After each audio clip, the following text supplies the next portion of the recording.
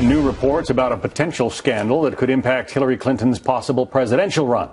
The Washington Post is reporting that her nonprofit foundation, the Clinton Foundation, accepted millions of dollars in donations from foreign governments while Hillary Clinton was Secretary of State, saying in part, quote, "Rarely, if ever, has a potential commander-in-chief been so closely associated with an organization that has solicited financial support from foreign governments."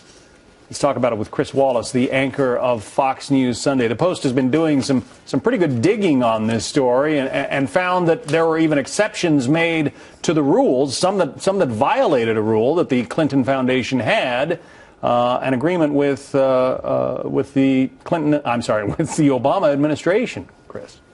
Yeah, it's pretty interesting, John, and you're exactly right. Go back to 2008 when Barack Obama appointed Hillary Clinton as Secretary of State. There was this concern that how could she be Secretary of State if the Clinton Foundation, her husband's foundation, was raising millions of dollars from foreign countries. The agreement was reached that no country that hadn't already given money could give money. They couldn't, in other words, new countries couldn't do it, the concern being that they would be giving money in an effort to try to influence her and influence the State Department and U.S. policy. And there's at least one case, Algeria, which had not given money up to that point, that when she became Secretary of State, did give money to help with relief after the Haiti earthquakes.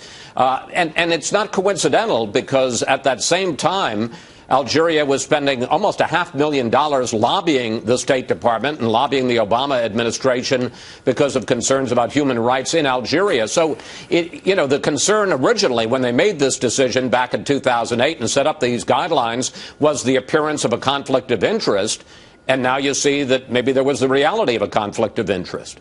Let me play devil's advocate for a second and just say, what supporters of the former Secretary of State and the foundation are saying. They say, look, this is an organization that tries to do good. We try to, take care of children and education and fight, greenhouse gas emissions around the world.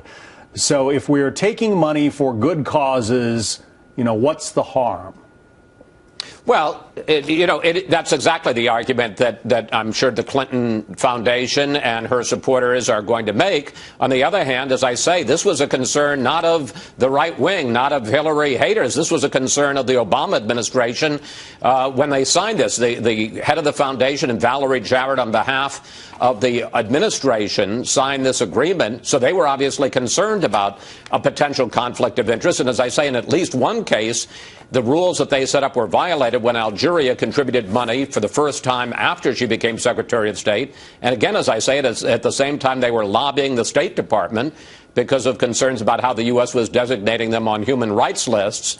And that's obviously the concern that these countries, and there were other countries with troubling problems like Oman, like Qatar, like Kuwait, that were contributing money to the Clinton Foundation at the same time that Hillary Clinton was the country's chief diplomat, and that those countries had interests in how the U.S. was going to be viewing them. A potential line of attack for Republicans and possibly even other Democratic challengers as she gets ready to run for president. That's the assumption. Let's talk about another issue that's starting to boil over in Washington, Chris. The Israeli Prime Minister Benjamin Netanyahu set to make that address to Congress next week. The White House is unhappy, calling the speech destructive. How can they say that inviting the Israeli head of state to speak to Congress is destructive?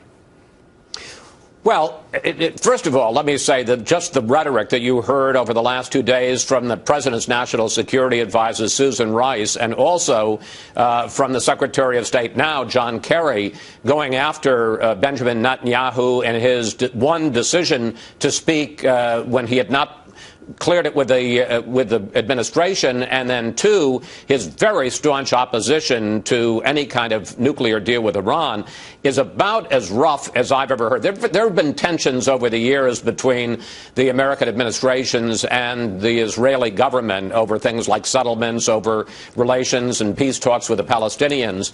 But this kind of talk, and particularly Susan Rice saying that this really tears at the fabric of the relationship between the U.S. and Israel, Israel is about as tough as I've ever heard in my years in Washington. The argument that the administration would make is that Netanyahu and Boehner have made this political, and they are making support for Israel a political issue 2 weeks before an election for a new parliament and a new prime minister in Israel, and that this hurts a relationship that has been to a certain degree bipartisan. Whether you're Republican or Democrat, support for Israel has been a pretty constant fact of life across the political spectrum. Now, when you see the vice president is going to boycott the speech, when you see at least 4 Democratic senators, more Democratic congressmen are going to boycott it, is this getting overly political and, in that sense, making support for Israel a political issue? Yeah. Speaker of the House John Boehner says, hey, we are a co-equal branch of government. I issued the invitation. He can take it if he wants, and he has. Chris Wallace, thank you. Lots to talk about on Sunday. Yeah, I'm sure a lot there will be. Fox News Sunday, of course, is coming up in a couple of days. They will have an exclusive interview, Chris will, with Governor Scott Walker of Wisconsin, find out about any plans he might have for 2016. That'll run this Sunday, 10 a.m. Eastern here on Fox News Channel. Also check your local listings for the times it runs in your area.